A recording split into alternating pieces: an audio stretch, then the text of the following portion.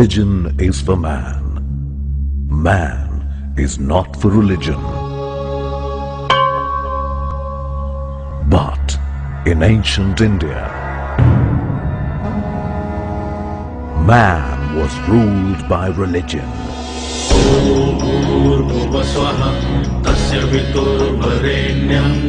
Caste system was the order of the day.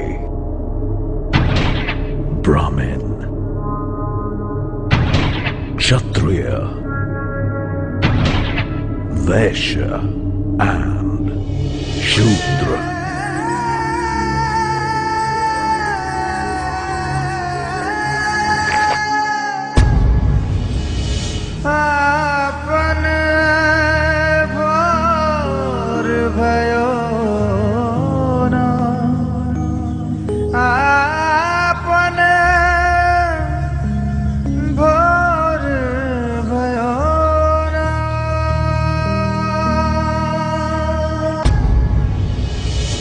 बाहर निकालो इसे! तुम जातियों के लिए मंदिर में प्रवेश वर्जित है। हमारा बाबा बहुत प्यासा है, वो तड़प रहा है। मालिक, दो ही घूंट पानी दे दो मालिक, हम भूखा जिला ले मालिक। ले पानी, ले पानी।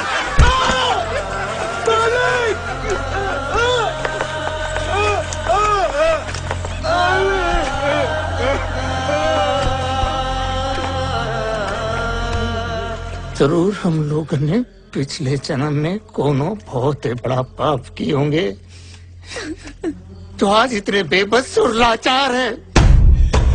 मालिक, मालिक वो पेट से मालिक मर जाएगी मालिक।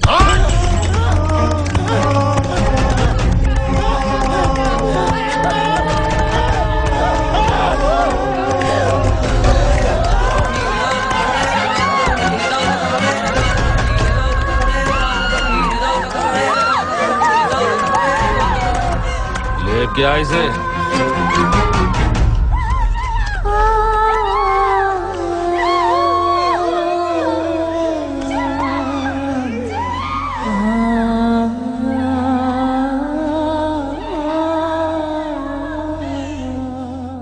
क्या है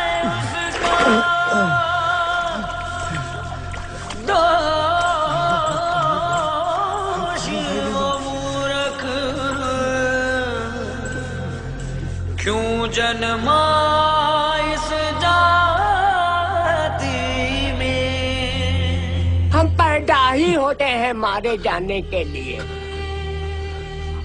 अब चाहे ठाकुर मारे और चाहे बीमारी।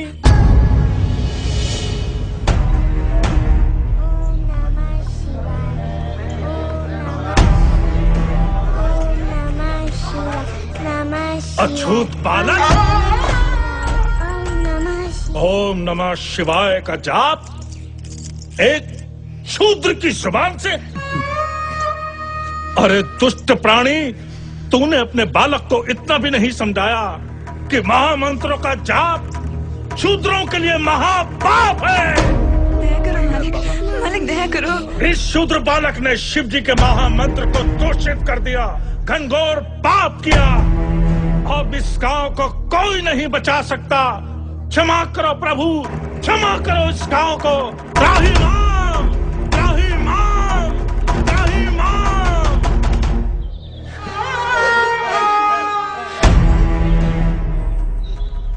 कोई विकल्प नहीं, जुबान खंडित कर दी जाए।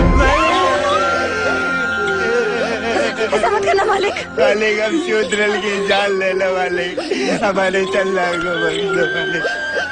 मालिक, 5 साल का बच्चा।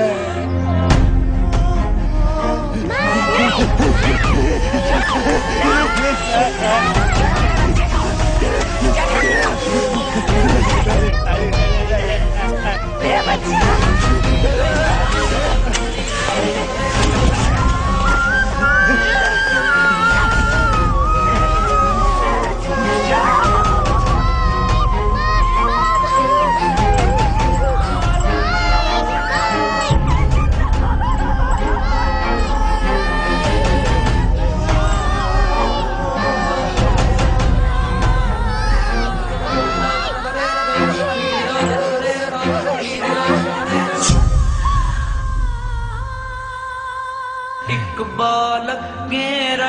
से लिख दो वेदों और पुराणों में किसका किसका नाम लिखा है धर्म धनुष के बाणों में।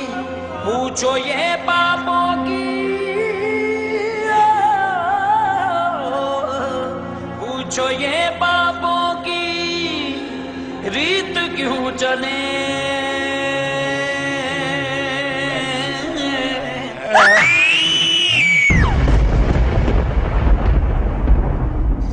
काल छोटे ठाकुर गांव वापस आ रहे हैं। तो का मार दो।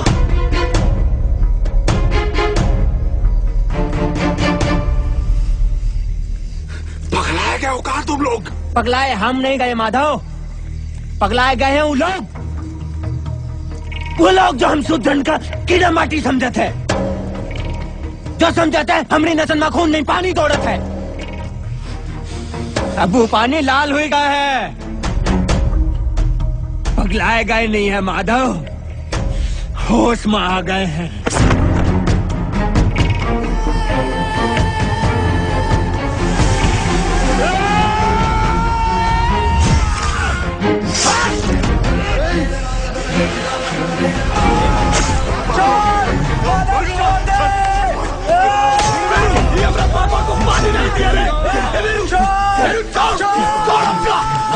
पानी पिलाएंगे, पानी पियो रे, पानी बाबा।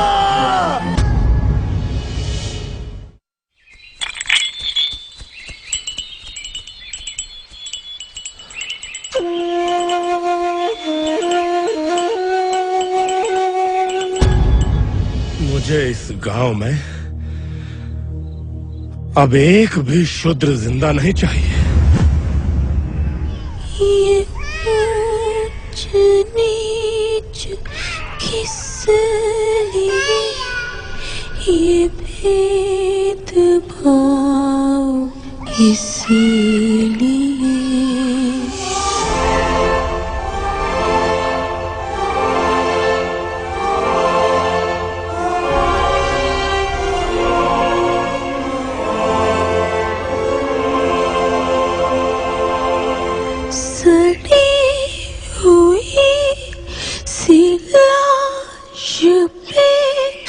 ये प्रश्न है लिखा हुआ, मिलेगा न्याय कब हमें, थमेगा कब ये सिलसिला।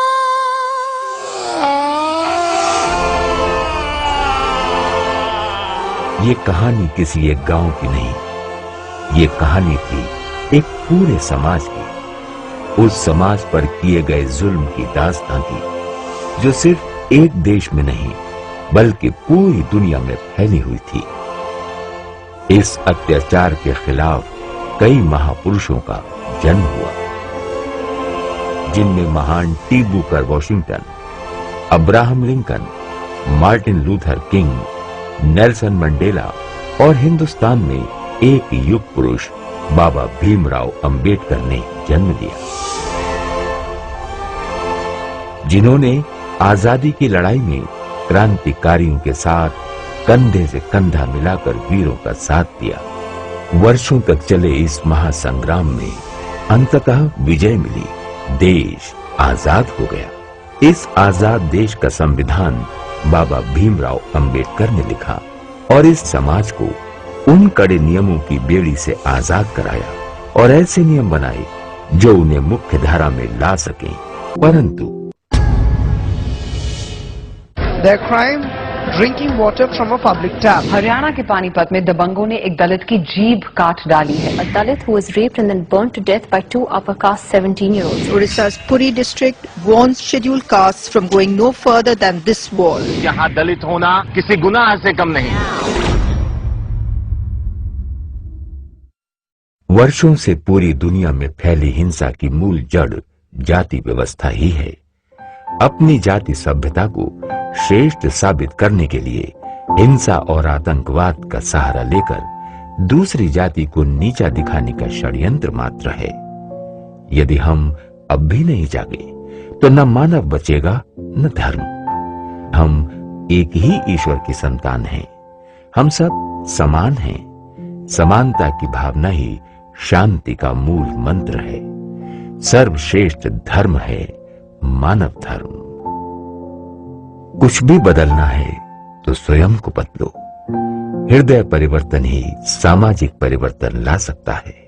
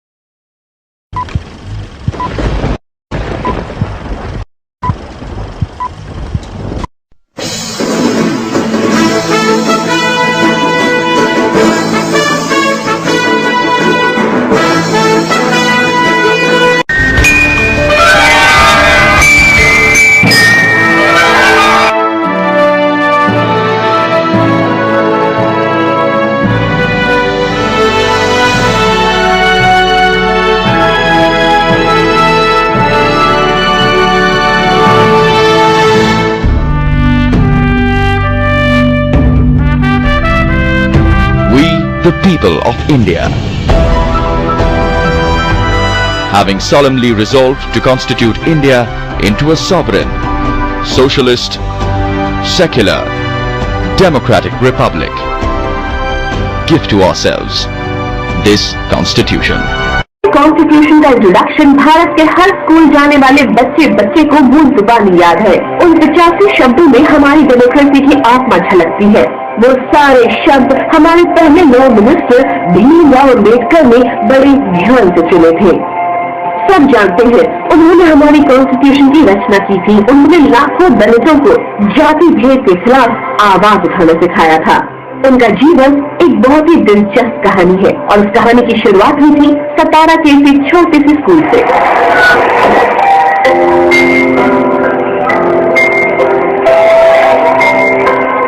1900 की बात है जब हाथों में किताब लिए 9 वर्षीय भीम ने पहली बार महाराजा प्रताप सिंह हाई स्कूल में कदम रखा था। भारत का कॉन्स्टिट्यूशन लिखने वाले महान शख्स का स्कूल में मजाक उड़ाया गया और उनके नन्हे से मन पर कई घाव किए गए। उन्होंने सबसे पहले स्कूल में जाति भेद का सबक सीखा। भीम एक महान थे।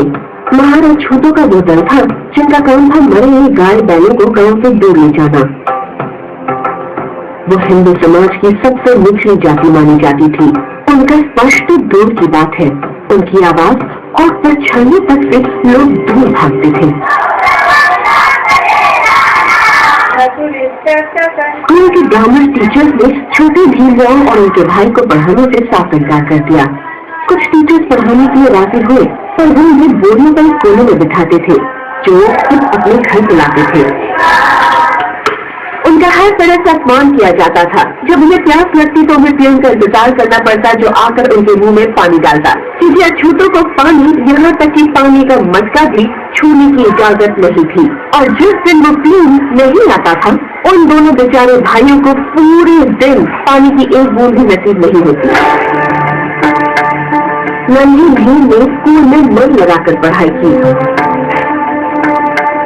एक ब्राह्मण टीचर उनसे इतनी खुश हुई कि उन्होंने नन्हे भीम को एक नया सरनेम दे दिया। कहा जाता है कि इसी स्कूल में उनको अम्बेडकर जो नाम है पहले अम्बावड़ेकर था। इसी स्कूल के जो अध्यापक थे उन्होंने उन्हें अम्बेडकर का नाम स्कूल में दिया। लेकिन नए सरनेम से भी कोई फायदा नहीं हुआ।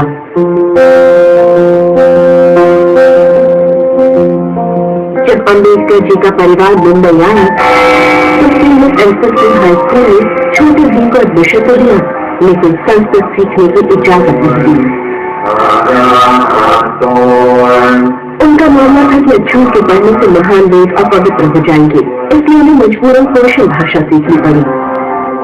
चाहे जिस रास्ते से भी जाओ, जाति भेद नामक राक्षस हर राह पर खड़ा है।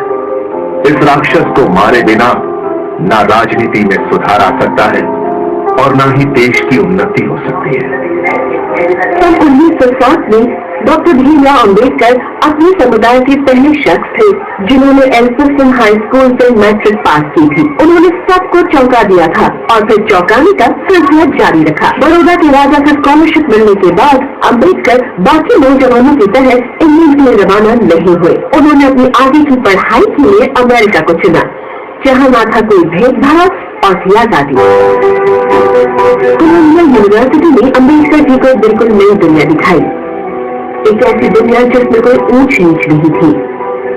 हर सब्जेक्ट में तेज डॉक्टर अंबेडकर ने पहले सोशल साइंसेज में डॉक्टरेट हासिल की और फिर वो लॉ और इकोनॉमिक्स पढ़ने के लिए लंदन चले गए।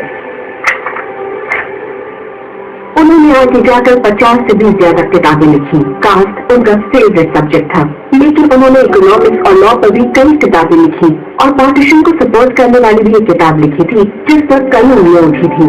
वो कानून के बारे में बहुत कुछ जानते थे। वो एक बहुत ही टॉप क्लास इकोनॉमिस्ट थे। उन्होंने जाति भेदभाव पर भी कई अच्छी किताबें लिखी है। वो एक अक्लमंद और क्वालिफाइड पॉलिटिशियन थे और शायद ही भारत में सदियों तक उनके जैसा कोई महान पॉलिटिशियन आएगा। Doctor Ambedkar, Maharaja is expecting you. England से लौटकर अम्बेडकर अपने शुभ चिंतक बड़ौदा के राजा सयाजी राव गायकवाड़ के पास आकर काम करने लगे। Sir, I need a place to stay. You can't stay। लेकिन उनकी कमाई इतनी सारी डिग्रियां भी उन्हें वहाँ एक घर नहीं दिला पाई। ऑफिस में भी उन्हें रोज अपमान झेलना पड़ता था।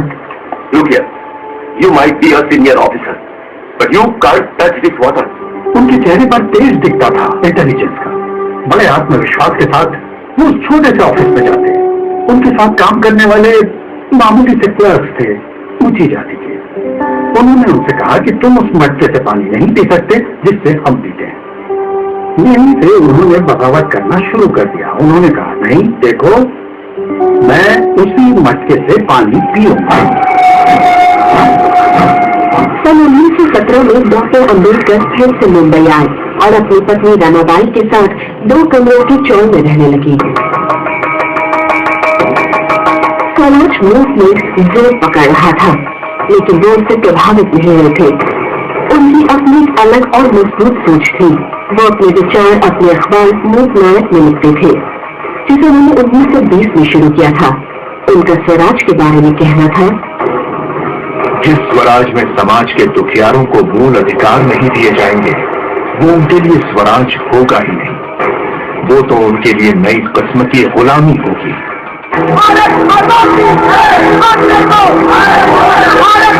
जब भारत का आजादी आंदोलन जोर पकड़ने लगा था, डॉक्टर अंबेडकर ने मुंबई के सिडमन कॉलेज में पॉलिटिकल इकोनॉमी पढ़ाना शुरू किया था।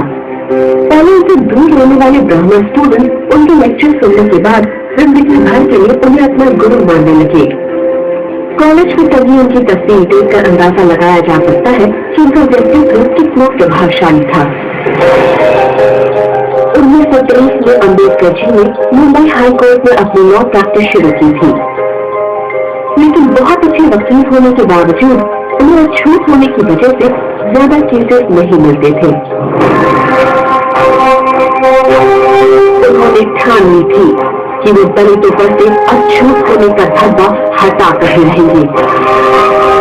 उन्होंने 1923 में ही बहिष्कृत हितकारिणी सभा शुरू की, दलितों का साहस बढ़ाने के लिए और हिंदू समाज की बच्चे सोच को चुनौती देने के लिए। 4 साल बाद उन्होंने एक बहुत ही बड़ा कदम उठाया।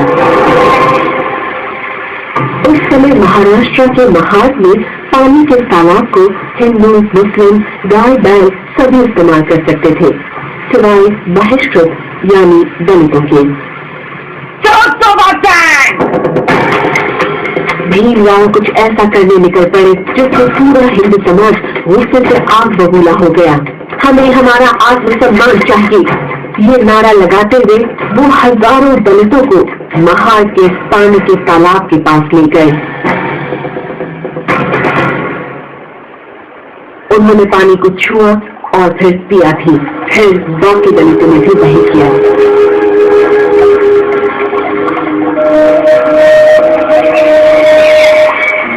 डॉक्टर अंबेडकर के इस कदम से दोनों भूचाल आ गया था। आज 85 साल बाद उनके पोते प्रकाश उसी तालाब का पानी बिना किसी विरोध के पी सकते हैं। डॉक्टर अम्बेडकर कितना महान काम कर गए हैं। उनका कहना था, बात सिर्फ पानी की नहीं है, बात इंसानियत की है, समानता की है। अछूत सचमुच अपने आप को बहुत ही गिरा हुआ समझने लगे थे और उन्हें गुलामी से बचाने के लिए उन लोगों का खुद के बारे में अच्छा सोचना बहुत ही जरूरी था। साथ ही उनका जागना भी जरूरी था। दादाजी कहते थे, पानी तो किसी से भी भेदभाव नहीं करता। फिर क्या था, उन्होंने सबके सामने पहले खुद पानी पिया ताकि बाकी दलितों में भी हिम्मत जागे और इस तरह उन्होंने वहां अपने हक का प्रयोग किया और लाखों दलितों ने उन्हें फॉलो किया। एक दिन बाद जब पंडितों ने तालाब के पानी का शुद्धिकरण किया तो अम्बेडकर जी को बहुत दुख पहुंचा। 8 महीनों बाद वो वापस महाड में आए और इस बार उन्होंने मनुस्मृति को जला दिया, जिसे अम्बेडकर जी गुलामी का बाइबल कहते थे।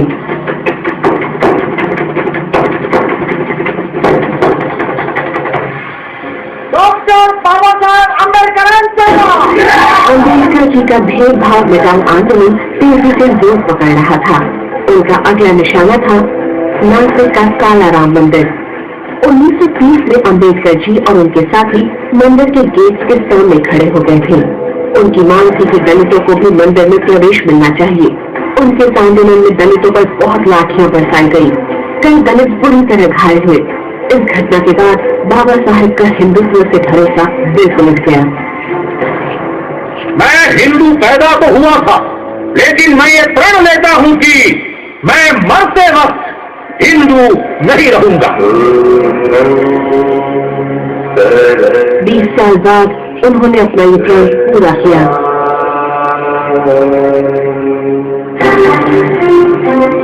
आगे देखिए बाबा साहेब किस तरह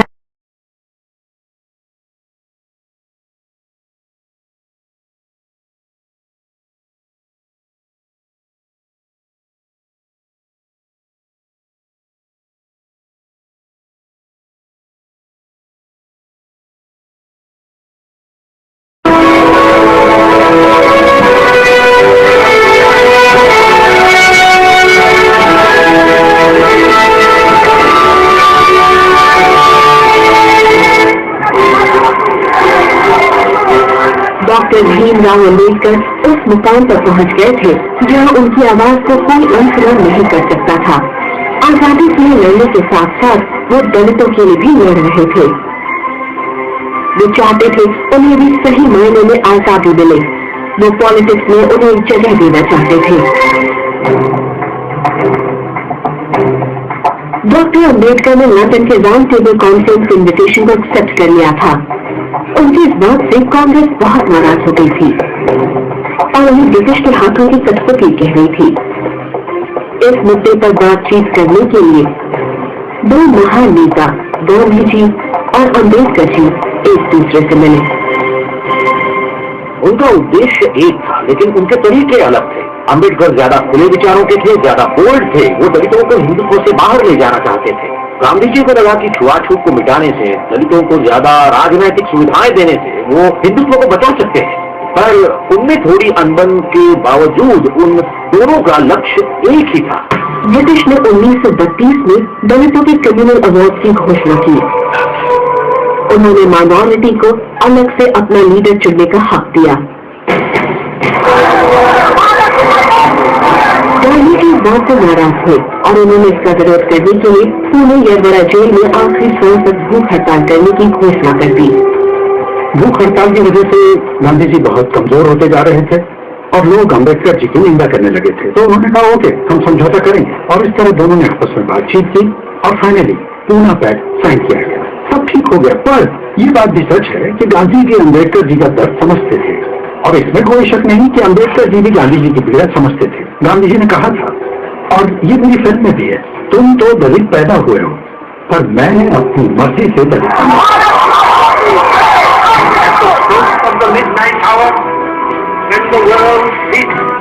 India will awake to life and freedom. 15 अगस्त 1947 को जब भारत आजाद हुआ तो गांधी जी और अम्बेडकर जी के बीच की कड़वाहट मिट गई। और उसकी जगह समझदारी और आपसी भरोसे में ले ली। गांधी जी ने खुद भारत के पहले लॉ मिनिस्टर के लिए अम्बेडकर जी का नाम दिया था। लॉ मिनिस्टर बनकर डॉक्टर अम्बेडकर ने एक ड्राफ्टिंग कमेटी शुरू की, जिसका काम था सब कुछ ध्यान में रखते हुए इंडिया को एक अच्छा कॉन्स्टिट्यूशन देना। बचपन में जिस लड़के को उसकी कास्ट की वजह से अच्छे स्कूल में एडमिशन नहीं मिल रहा था, वो इंडिया की सबसे इम्पोर्टेंट किताब लिख रहा था, द कॉन्स्टिट्यूशन ऑफ इंडिया। मुद्दा ये नहीं है कि भारत का भविष्य क्या होगा, मुद्दा ये है कि हमारी जातियां और सोच अलग होने के बावजूद क्या हम मिलकर एकजुट होकर सही निर्णय का साथ दे सकते हैं? क्या हमारी अनेकता में एकता हो सकती है? अगर हाँ, तो दुनिया की कोई ताकत हमें तरक्की करने से नहीं रोक सकती।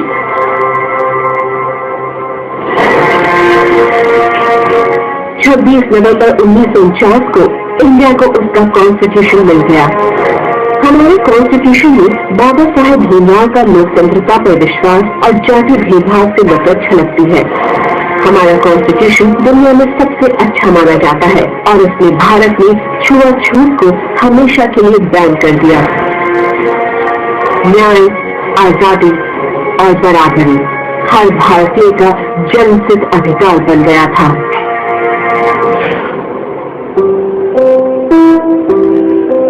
वो सिर्फ दलितों की भलाई के लिए नहीं, बल्कि बाकी के लिए भी काम करते थे। एक ऐसे इंसान थे जो सिर्फ दलितों के बारे में नहीं बल्कि सबके बारे में सोचते थे।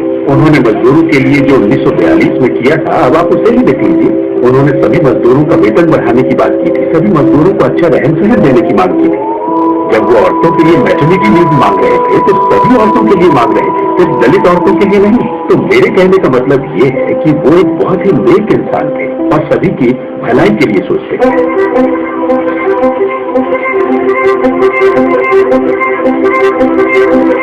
डॉक्टर अम्बेडकर अब बूढ़े हो रहे थे, लेकिन वो नई नई चुनौतियां ढूंढते रहते थे, जैसे कि वायलिन बजाना। बाबा साहब दिल्ली से यहाँ मुंबई में आते थे तो उनको खास बुलावा भेजते थे कि भाई हमारे पास चले आइए, अब हम आ गए हैं, हमें अपनी तालीम आगे चालू रखनी है। तो उनके पास कितनी भी बड़ी हस्तियां बैठे हो, उनको वो बोल देते थे अभी हमारे गुरु जी आ गए हैं, अब आपके लिए समय हम अभी नहीं देंगे, उनका काम खत्म होने तक आपको बाहर बैठना होगा। बाबा साहब बड़े सेंटिमेंटल थे, उनके मन में क्या था पता नहीं है, उनके मन में कुछ किसी ने बताया तो कुछ दुख था। और वायलिन के जो सुर है वो उनको एक किस्म के पसंद नहीं देते थे। वो शायद अपनी पत्नी रमाबाई और अपने चारों बेटों की कम उम्र में मौत होने के गम को कभी नहीं भुला पाए थे।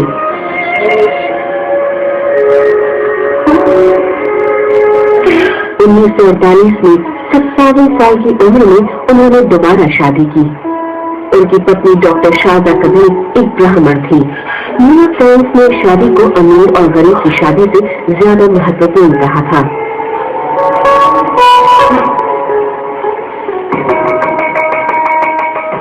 डॉक्टर अम्बेडकर की कहानी अभी खत्म नहीं हुई। उन्होंने हिंदू कोड बिल बनाना शुरू किया, जिसका लक्ष्य था भारत की औरतों को और ज्यादा कानूनी हक देना। लेकिन हिंदू समाज में बदलाव लाने की उनकी कोशिश कामयाब नहीं हो सकी।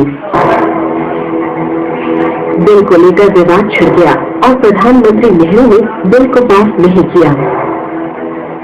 अम्बेडकर जी ने 1911 में नाराज होकर यूनियन कैबिनेट ही छोड़ दिया। उनके अगले कदम में हिंदुत्व की नींव को हिला कर रख दिया।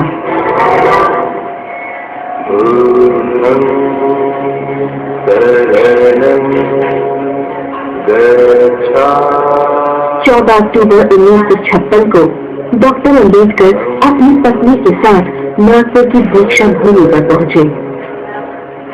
अपने लाखों सपोर्टर्स की आंखों के सामने बाबा साहेब ने हिंदुत्व का त्याग करके बौद्ध धर्म अपनाया। उनके साथ उनके 4 लाख फॉलोअर्स ने भी उस दिन अपना धर्म बदला।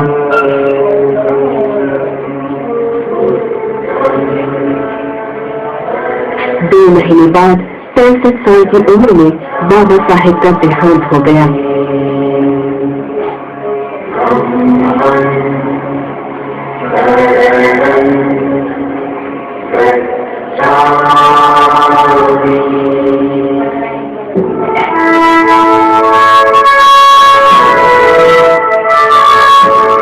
पचास साल बाद भी बाबा साहब भीमराव अम्बेडकर की यादें धूमिल नहीं पड़ी है। उनकी सोच और कर्मों ने हम सभी की जिंदगियों पर गहरा प्रभाव डाला है। तभी उनका नाम भारत के महान लीडर्स की लिस्ट में शामिल है और हमेशा रहेगा। वो अमर है।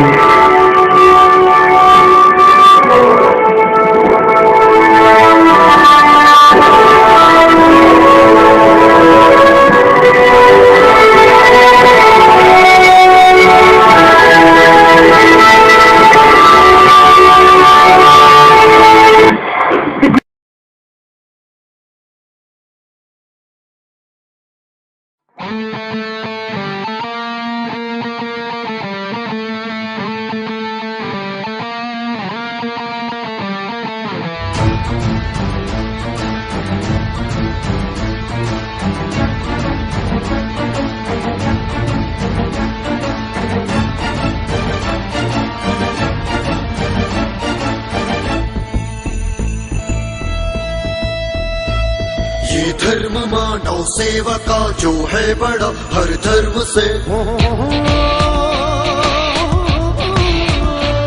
ये धर्म मानव सेवा का जो है बड़ा हर धर्म से। ये ऊंची और ये नीची इंसान बनता अपने कर्म से। बलिदान शुद्धों का बला ये समाज क्यों नहीं मानता, वर्चस्व अपना ही लिए आधीन इसके समान था। जय भीम अपना मंत्र है,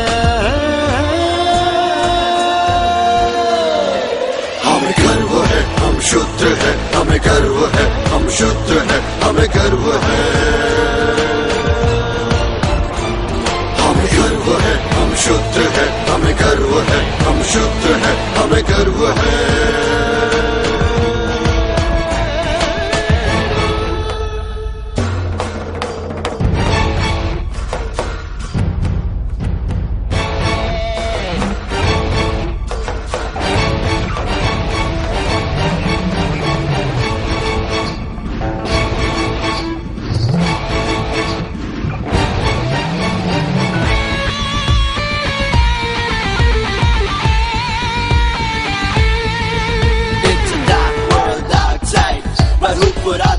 Inside your mind, you derive what's right, choose a side. If you think something is wrong, be strong, put up a fight. Who's man to decide and divide another human being or black or white? God's pride is at stake.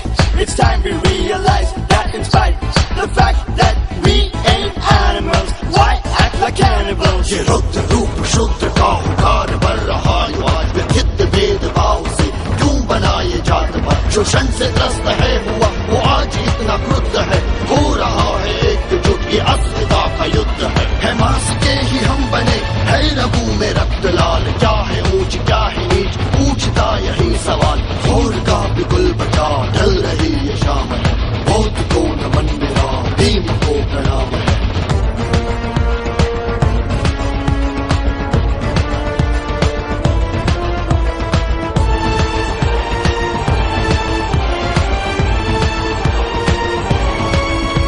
ये पाँव मुक्त अब हुए घुंघरुओं के शोर से, ना मिटेंगे बात चिन्ह पल्लवों के छोर से। वर्जित हुआ तू मंदिरों से, जल पे कोई हक नहीं, शिक्षा से दूर क्यों किया औषधि तलक नहीं। वर्षों की कुंठा फूट कर अस्त्र विफर पड़ी, इतिहास को बदल दे जो आ गई है वो घड़ी। अब समझ ले ये समाज शूद्र भी इंसान है। बौद्ध को नमन मेरा भीम को प्रणाम है।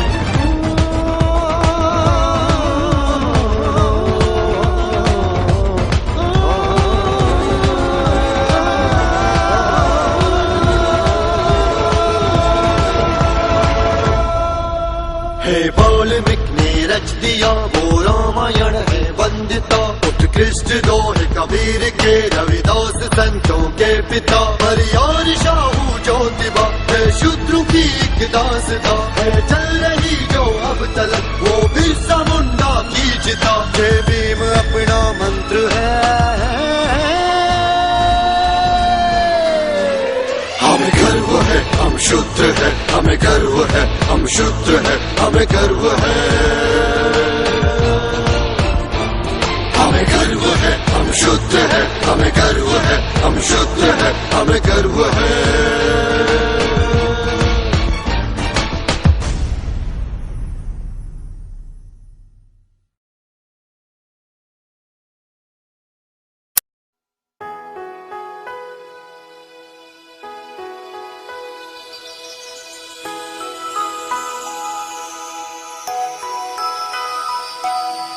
जना